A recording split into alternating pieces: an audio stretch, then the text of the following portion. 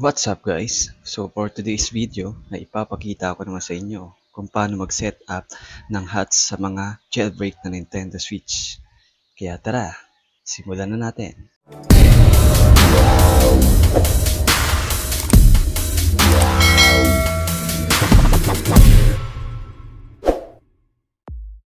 $128GB lang pala yung ginamit kong micro SD dito, pero pwede naman kayong gumamit ng mas mataas.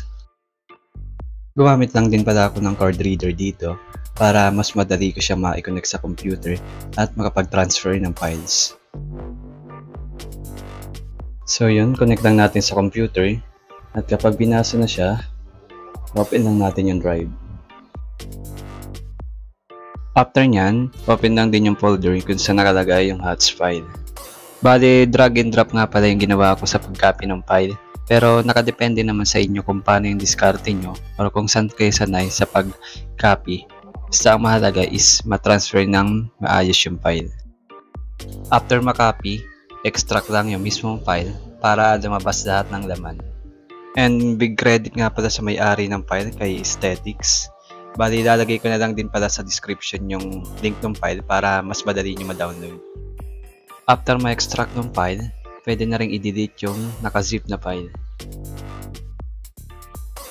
Since may laman na ang micro SD, pwede na siyang tanggalin sa PC at ibalik sa Nintendo Switch.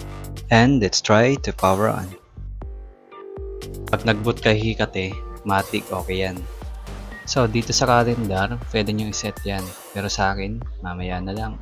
And sa part na to, sundan nyo lang lahat ng pipindutin ko. Kasi naka-step by step naman. Playback nyo na lang pag may hindi kayo nasundan.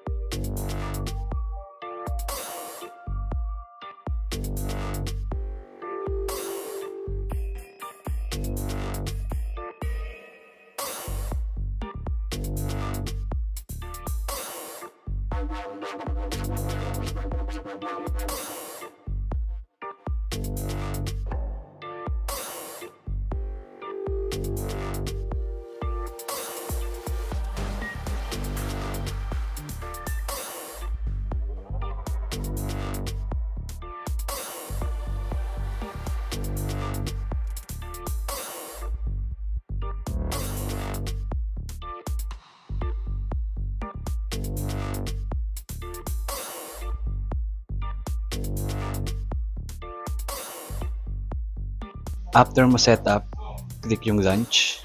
Kung mapapansin nyo, meron siyang tatlong boot menu. Pero sa akin, kadalasang ginagamit ko lang dito is yung MUMMC.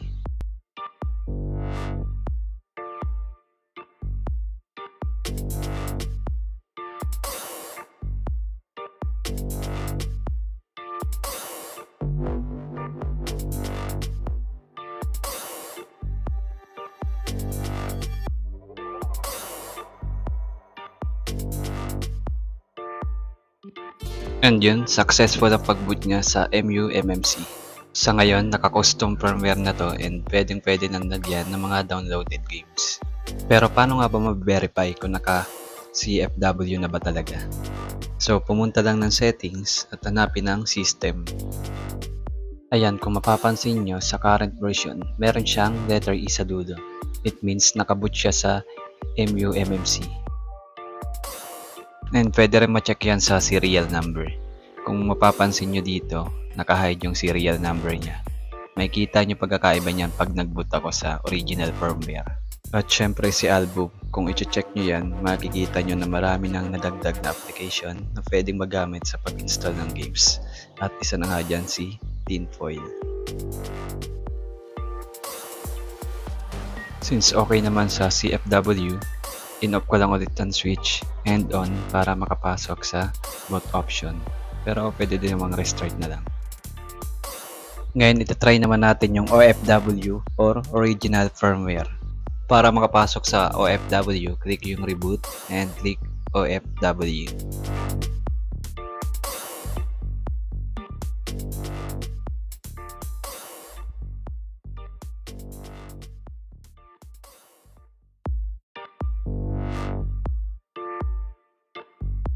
So yan, nakapasok na tayo sa original firmware and para naman ma-verify, check natin sa settings.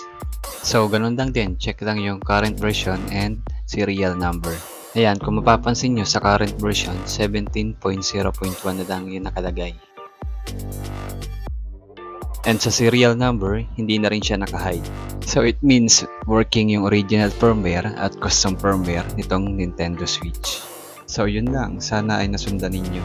And for more DIY videos katulad nito, just click subscribe and hit the notification bell icon para updated ka sa mga videos na i-upload ko. So paano? Hanggang dito na lang muna. Bye-bye!